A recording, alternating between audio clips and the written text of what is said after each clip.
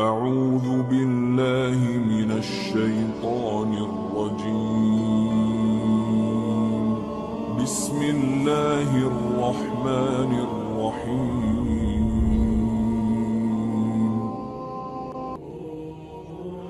ابن ماجہ ترمذی اور دیگر خطبے احادیث کے اندر موجود ہیں۔ ان میں شعبان کی نصف شب کو جو اللہ تعالیٰ کی کرم نوازیوں کا نور برستا ہے، اس امت کی بخشش کا جو بہانہ رکھا ہے اور اس امت کے گناہوں کو جو معاف کرنے کا اللہ تعالیٰ نے ایک وسیلہ بنایا ہے، شب کو اس کا ذکر ہوا۔ تو ہمیں ویسے تو ہر شب ذکر و فکر میں ہی بسر کرنی چاہیے۔ کسی نے کہا تھا کہ ہر شب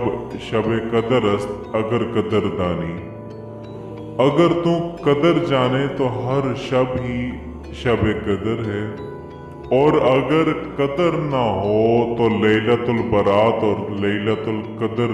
جیسی راتوں میں بھی لوگ عبادت سے محروم رہتے ہیں۔ لیکن اللہ تعالیٰ جل شانہ نے ہمیں خاص طور پر اپنی طرف بلانے کے کتنے بہانے بنائے ہیں، کتنے بہانے دیے ہیں، تاکہ گناہگار اور بہکے ہوئے اور گناہوں میں پھنسے ہوئے لوگ اس کی رحمت پر لپکتے ہوئے دوڑتے ہوئے آئیں اور اس کی رحمت سے اپنا حصہ وصول کریں، اور ماضی کے سارے گناہ اللہ تعالیٰ مٹا دیتے ہیں۔ یہ شکر ہے کہ امت میں ان راتوں کو بیدار رکھنے کا سلسلہ موجود ہے، لیکن عموماً ہم نے ان مقدس راتوں کو بھی تقریباً کھلونا بنا دیا ہے، اور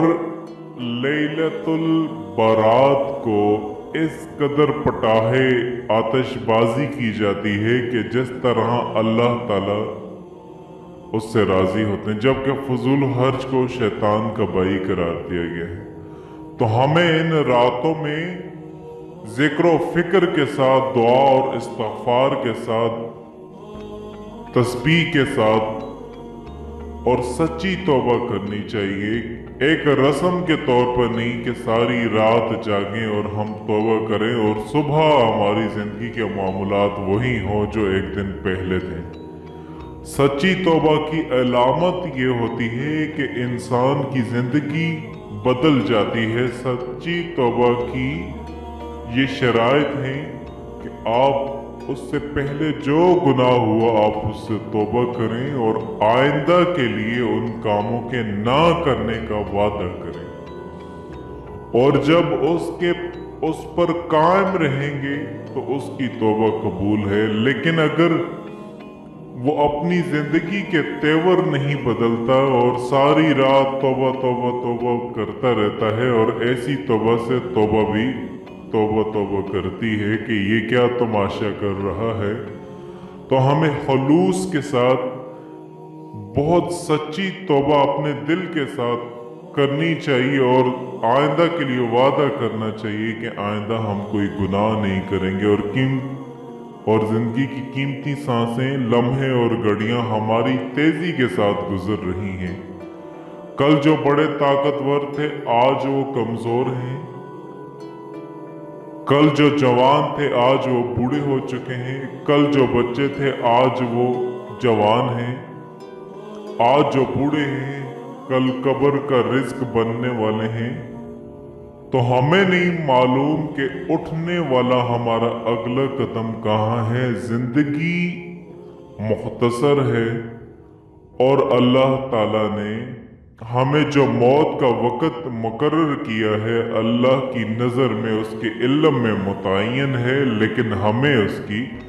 قطعاً خبر نہیں ہے۔ یہاں بوڑھے اور بچے اور جوان کی کوئی تمیز نہیں ہے، یہ اللہ تعالیٰ کے علم میں ہے کہ ہمارا اٹھنے والا اگلا قدم موت کی وادی میں ہے یا ابھی زندگی کی سانسیں باقی ہیں۔ تو اس لیے بزرگ فرماتے ہیں کہ ہر رات کو توبہ کر کے سوئیں، اس خیال کے ساتھ کہ یہ زندگی کی کہیں آخری رات نہ ہو، اور ہر نماز کو آخری नमाज अदा करके सोएं और इस ख्याल से कि ये ज़िंदगी की आखिरी नमाज ना हो। और ऐसा होता है कि एक शख्स की वफात का अचानक ऐलान होता है कि हम कहते हैं हमने अभी तो इसको सब्जी वाली दुकान पे देखा था, लेकिन वो जहां भी है, मौत जब आती है तो एक लम्हे का ताक़ुब नहीं होता। तो मुझे और आपको अपनी आखिरत के लिए सख्त फिक्रमंद होना चाहिए और हमेशा अल्लाह के हुजूर वजू तौबा और अपने गुनाहों से माफ़ी का तलबगार और सवाल करना चाहिए और अपनी ज़िंदगी को हर तरह से जो है वो मुनज़्ज़म और मुरतब करना चाहिए। एक रवायत है, आप सल्लल्लाहु अलैहि वसल्लम ने फरमाया, जो शख्स 15 शाबान का क़याम करे रात का और दिन में रोजा रखे तो उस शख्स के पिछले 60 साल के और अगले 60 साल के गुनाह माफ फरमा देते हैं। यानी कि अगर आप इसको प्लस करें तो 120 है, 120 साल के पिछले 60 और अगले 60 साल। जबकि हम जानते हैं कि जो रसूल अकरम सल्लल्लाहु अलैहि वसल्लम ने मौक़िता रोजे रखे हैं, रमज़ान के अलावा जो रोजे रखते थे, उनके फजाइल में ये आता है कि जो अरफे का रोजा है वो एक रोजा 2 साल के गुनाहों का कुफारा है और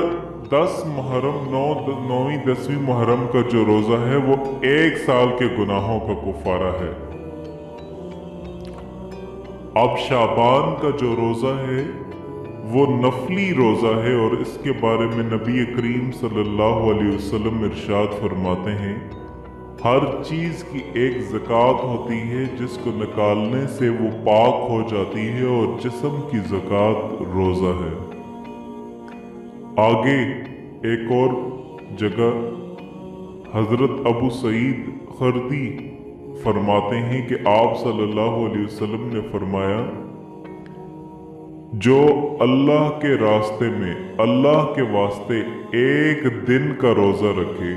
तो अल्लाह उसके चेहरे यानी उसके जिस्म को 70 साल जहन्नम से दूर कर देते हैं।